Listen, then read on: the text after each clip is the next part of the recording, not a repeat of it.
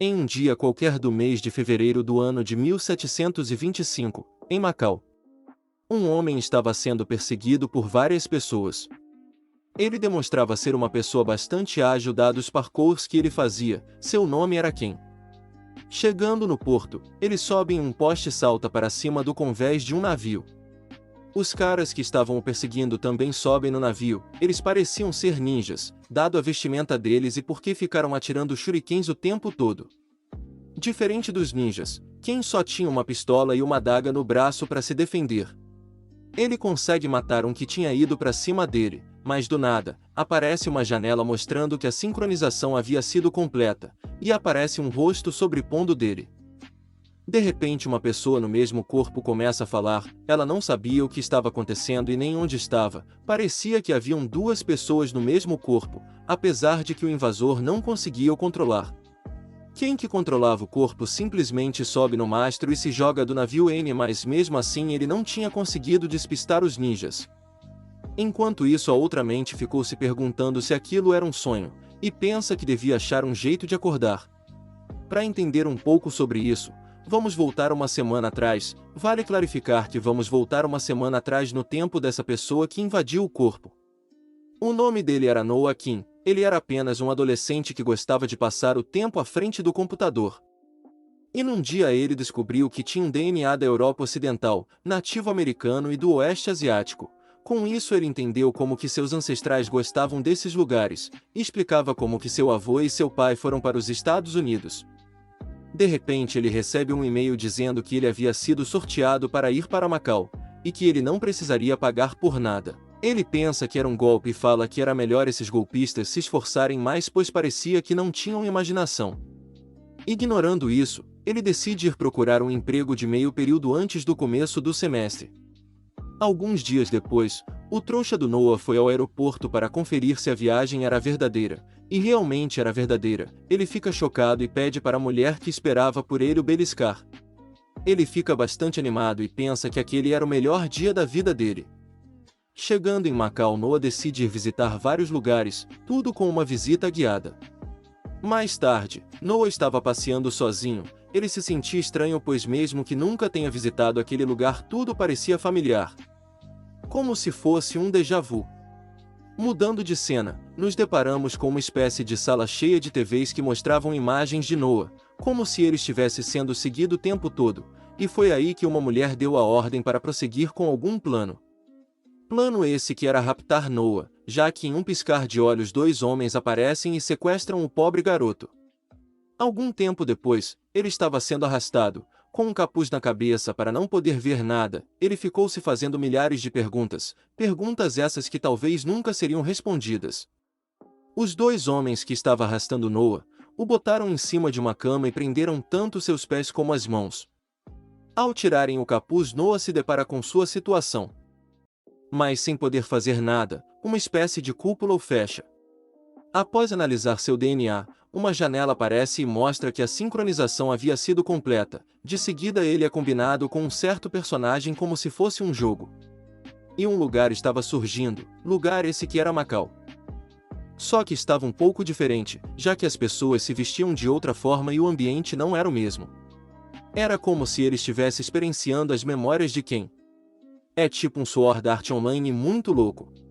Como Noah não conseguia interagir com o ambiente, ele só experienciava o que Ken fazia. Um dia, Ken recebe um relatório sobre os resultados obtidos em algumas ruínas que encontraram perto do mar da China Meridional. Eles tinham recebido uma mensagem de John, um navegador que trabalhava nas Índias Orientais. Ele conta que muitas pessoas estavam de olho nas ruínas de um reino perto da China, ruínas essas que tinham o nome de Cidade Perdida, mas os nativos as chamavam de Terra dos Ancestrais. Ken se sentiu muito sortudo por ter recebido essas informações, e ele decide achar a localização dessas ruínas antes que o que ele chamou de templários descobrissem. Ele entra em um bar, e estava acontecendo uma briga muito louca. Ele sentia que estava em casa. Ele se dirige até o barman e pergunta a localização de John. O barman fala que não ia lhe dar nenhuma informação, já que Ken era um britânico. Ele explica que alguns navios das Índias Orientais e da Companhia Holandesa estavam sendo perdidos no mar, e todos achavam que era culpa dos britânicos. Mas depois ele foi gente boa e recomenda para quem parar de falar com esse sotaque e mostra onde que John estava sentado. Quem agradece lhe dando uma moeda de ouro e vai ao encontro de John. John parecia um bêbado idiota, e ele estava devendo para alguns agiotas. Ao ver Ken, ele fica endoidado e grita falando que Ken era um britânico. Quando o pessoal do bar ouviu isso, uns grandões se aproximaram de Ken. Enquanto isso, John aproveitou para fugir dali. Ken fala que não queria problemas, e quando um grandão chega perto dele, ele o derruba e consegue começar uma nova briga de bar. E ele aproveitou essa bagunça para ir atrás do bêbado. Ele o persegue fazendo aqueles parkours muito fodas. E quando ele pega John, ele o põe contra a parede e ordena para ele contar tudo o que sabia sobre o reino de Khmer, que era onde estava a cidade perdida. John se desespera e fala que tudo aquilo era mentira, ele só tinha escutado essa história através de seu amigo que chamava Hendrik, e ele só usou essa história para arrancar dinheiro dos outros, dinheiro esse que era suficiente para ele comprar uma garrafa de álcool. Quem decide acreditar nele, mas de repente, 3 shurikens voam em direção deles e 3 caras que pareciam ninjas aparecem. Quem pergunta se John conhecia os caras, mas ele nunca os tinha visto. Quem fica apreensivo e pensa que eles tinham ido em busca de outra coisa. E fala que John devia ter feito algo de errado, já que os caras não estavam dispostos a o deixar com vida.